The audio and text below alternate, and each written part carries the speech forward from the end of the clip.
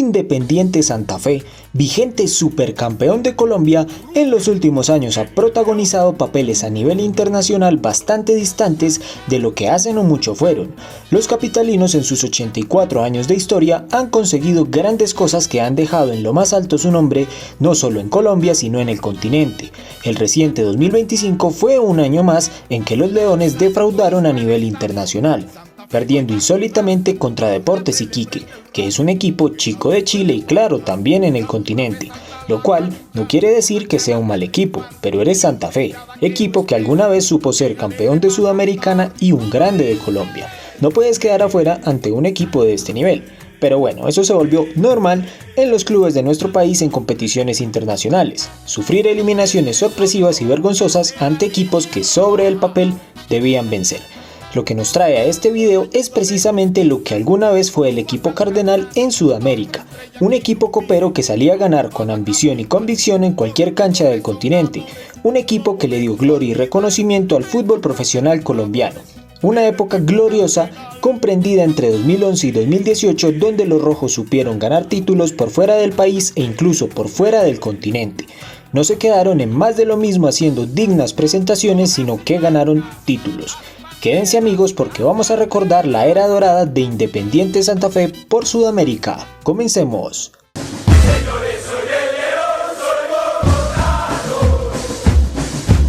Aquí es donde comienzan las buenas participaciones internacionales del León.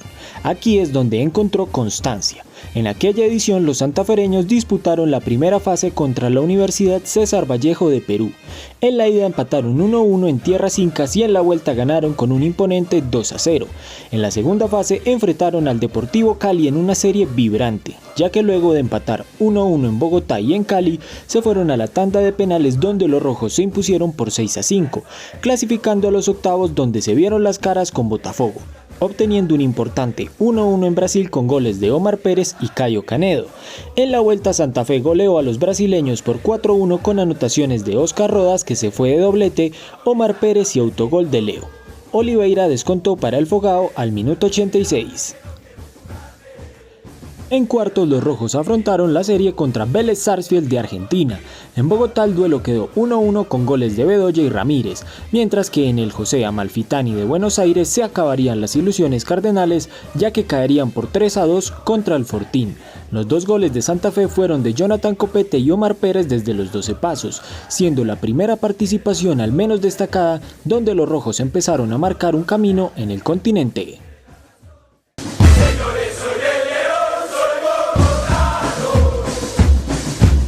Llegamos a la edición más destacada de Independiente Santa Fe en la Copa Libertadores de América, una edición muy especial para sus hinchas. Aquí clasificaron directamente a fase de grupos por ser campeones en 2012 tras 37 años sin lograrlo. Parecía ser un tipo de resurrección en términos generales para los Leones, que se ubicaron en el grupo 6 de aquella Libertadores junto a Deportes Tolima, Real Garcilaso de Perú y Cerro Porteño de Paraguay, donde Santa Fe lideró espléndidamente el grupo con 14 puntos de 18 posibles, con resultados destacados como su victoria en Paraguay ante Cerro Porteño por 2-1 y ante los Pijaos en Ibagué por el mismo resultado.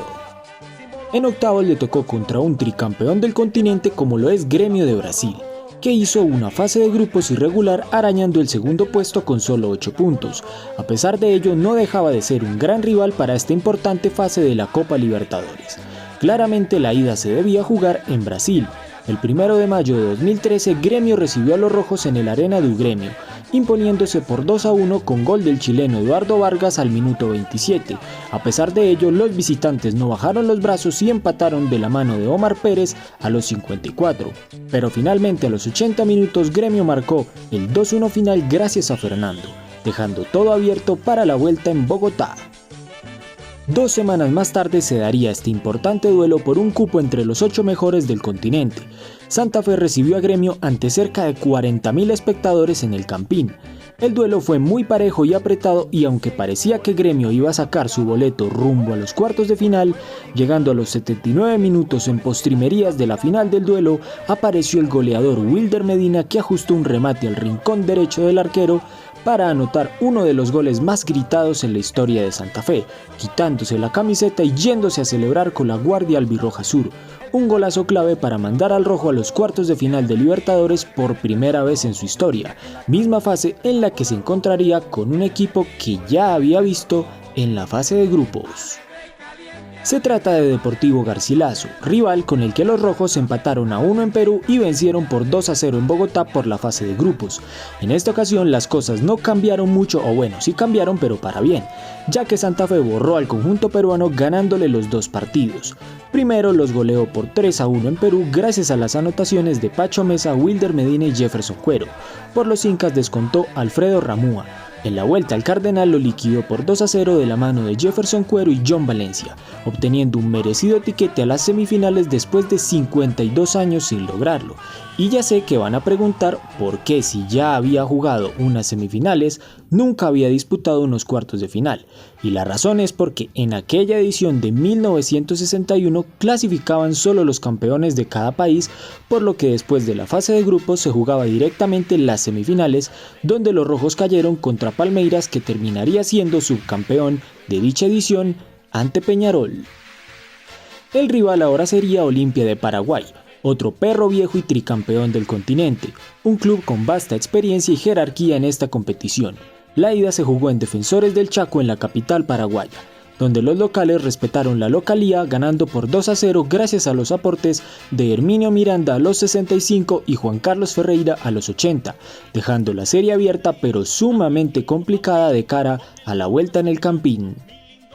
El 9 de julio de 2013, el León salió a remontar la serie ante el gigante paraguayo, y como era de esperarse, Olimpia, como buen equipo paraguayo, era muy defensivo y difícil de penetrar, son muy seguros en su área y peligrosos en el contraataque. A pesar de ello, Santa Fe consiguió parte del milagro sobre los tardíos 75 minutos, gracias nuevamente a Wilder Medina.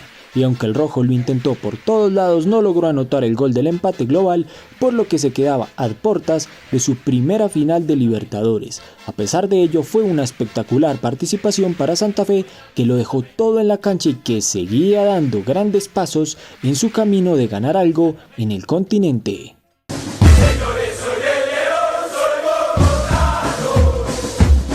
No hay que ser hincha santafereño para saber que el año 2015 fue el más exitoso y glorioso de su historia, un año en el que los rojos afrontaron todo tipo de competiciones gracias a su gran 2014, donde ganó de nuevo la liga y consiguió tiquete a la Libertadores 2015, en la que tuvo que luchar en un grupo bastante parejo junto a Atlético Mineiro, Colo-Colo y Atlas de México. A pesar de ello, los Leones, al igual que en su estupenda participación de 2013, lograron ser primeros de su grupo. Con 12 puntos, los rojos obtuvieron su pase a los octavos de final, destacando victorias importantes ante Colo-Colo por 3-1 en Bogotá y 3-0 en Santiago, o el 3-1 y el 1-0 contra Atlas, primero en Bogotá y luego en Guadalajara. Santa Fe hacía grandes méritos y su rival en octavos sería un tetracampeón del continente como lo es Estudiantes de La Plata. El gigante argentino clasificó segundo en el grupo 7, escoltando al líder Atlético Nacional.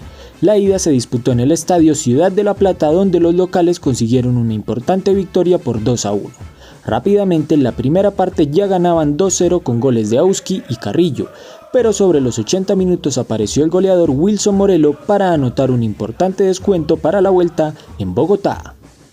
Una semana después el rojo recibió al Pincharrata en el Campín y por fortuna los anfitriones ganaron por 2-0, anotando el primero el defensor Pacho Mesa a los 33 minutos y liquidando la serie a los 79 con gol de Jamilson Rivera, obteniendo una vez más su tiquete entre los 8 mejores de América.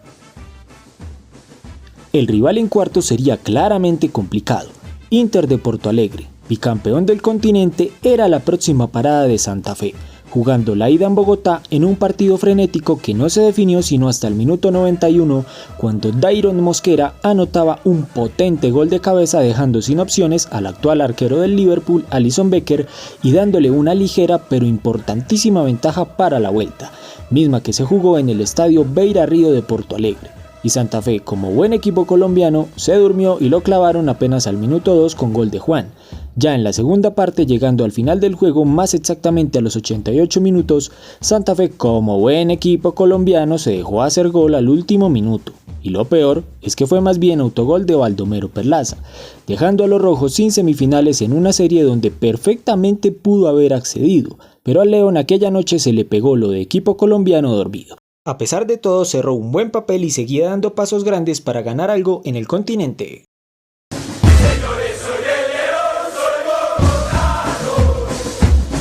Gracias a la Superliga Postobón 2015 que Santa Fe le ganó a Nacional, consiguió el cupo a la Sudamericana de aquel año, misma en la que los rojos disputaron la primera fase contra Liga de Loja de Ecuador, clasificando sin problemas luego de un global de 3-0. En la segunda fase tocó un rival mucho más complicado como Nacional de Montevideo, jugando la ida en Uruguay y sacando una victoria de oro por 2-0 con doblete del crack Wilson Morelo. Para la vuelta los rojos tuvieron que sufrir ya que cayeron por la mínima diferencia, pero por el gran resultado en Uruguay consiguieron el cupo a los octavos, donde era turno de enfrentar a un gigante de Ecuador como Emelec, que ganó la ida jugada en Manta por 2-1 dejando la serie abierta. Y Santa Fe no defraudó ya que con un simple 1-0 le bastó para dejar por fuera a los ecuatorianos, y aunque el global fue 2-2, el gol de visitante alcanzó para dar el cupo a cuartos. Aquel gol fue anotado nuevamente por el goleador Wilson Morelo. En cuartos el rival fue aún más duro, ya que era Independiente de Avellaneda, 7 veces campeón de América y en ese momento ya contaba con una Sudamericana ganada en 2010. La ida se jugó en el Estadio Libertadores de América de Avellaneda y Santa Fe no se amilanó, ya que a los 65 minutos Leivin Balanta anotaba de cabeza para irse con una excelente ventaja a Bogotá, una victoria histórica del rojo en Argentina. En la vuelta, como era de esperarse, hubo que sufrir, con un apretado 1-1 siendo Santa Fe el que abrió el marcador por medio de Pacho Mesa a los 30 minutos y siendo empatados por un autogol de Rufai Zapata a los 91.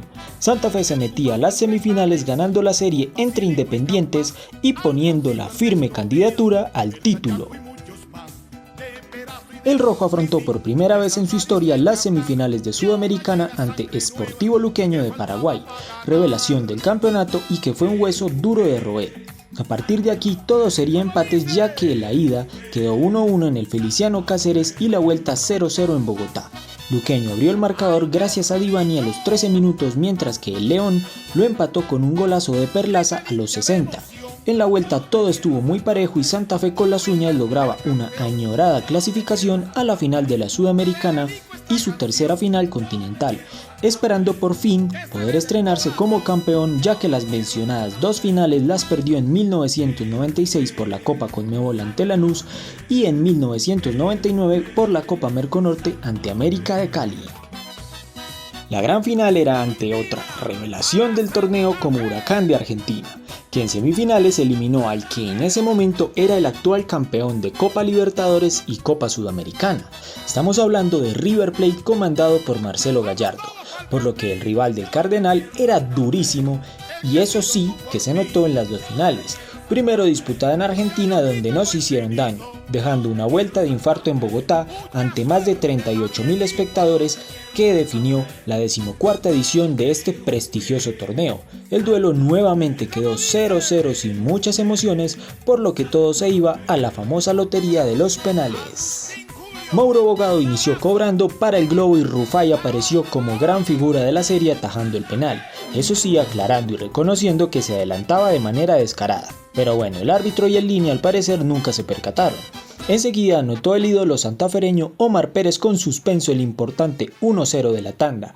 Posteriormente Martín Nervo la mandó al palo para sentenciar en gran medida el cotejo. Luis Manuel Seijas marcó el 2-0 para dar tranquilidad y Federico Manchinelli anotó el descuento para los argentinos. Luego Leivin Balanta anotaba también su cobro para poner el 3-1 y en el cobro decisivo Huracán debía anotar sí o sí para seguir con vida. El turno fue para Patricio Toranzo, que le dio tan duro que la mandó directo al palo para consagrar a Independiente Santa Fe campeón de Sudamericana, siendo hasta hoy el único equipo colombiano en ganar dicho torneo. Y te toca leer a muchos hinchas de otros equipos desmeritando la Sudamericana del León. Habla si tu equipo la ha ganado. Si es tan fácil, pues entonces ¿por qué solo Santa Fe lo ha logrado en Colombia? Lo cierto es que el rojo, comandado por el uruguayo Gerardo Peluso, hizo historia para el fútbol colombiano aquella noche dorada del 9 de diciembre de 2015. El primer campeón de Colombia logró ser el primer club colombiano en consagrarse campeón de la honrosa Copa Sudamericana. Capalo, Rufai, Toranzo, del palo, campeón Santa Fe, campeón Santa Fe, campeón Santa Fe, campeón. Copa Sudamericana Santa Fe, campeón Santa Fe, campeón Santa Fe. Con lujo de detalles, pero apenas máximas, extraordinario Rufai Zapata.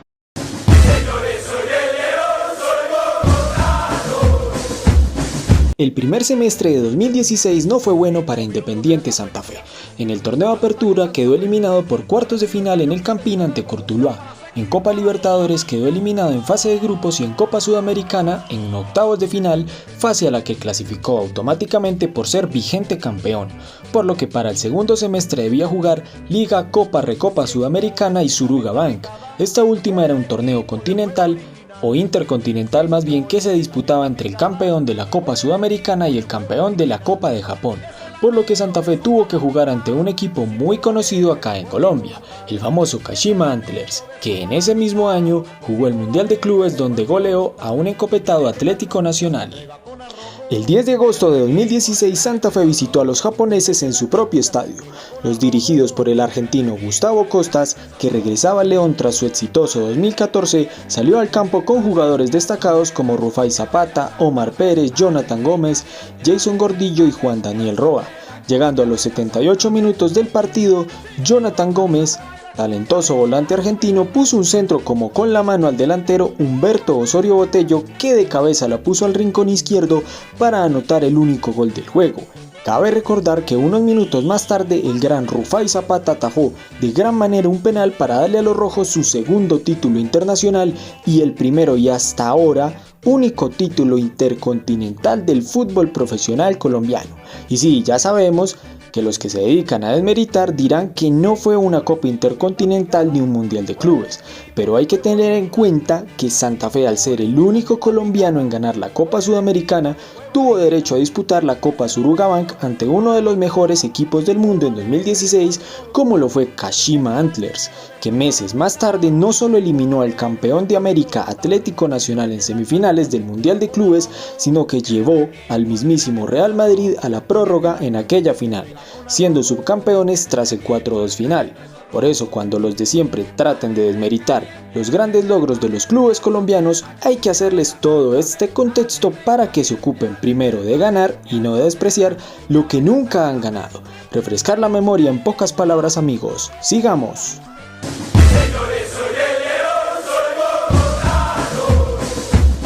Unos días más tarde el León jugó la Recopa Sudamericana ante el otro campeón continental de 2015, River Plate, que ganó la Copa Libertadores a Tigres de México.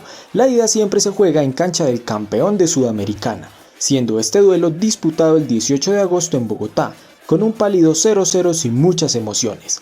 La vuelta se dio 7 días después en Buenos Aires, y allí los riverplatenses sacaron la diferencia ganando por 2-1. El primero llegó temprano de la mano de Sebastián Driussi al minuto 3, el segundo a los 51 minutos de la mano de Lucas Alario. Sobre los 65 Santa Fe descontó y metió presión por medio de Horacio Salaverry. A pesar de ello, el marcador no se movió y River lograba su segunda recopa, dejando a León con su tercer subtítulo continental.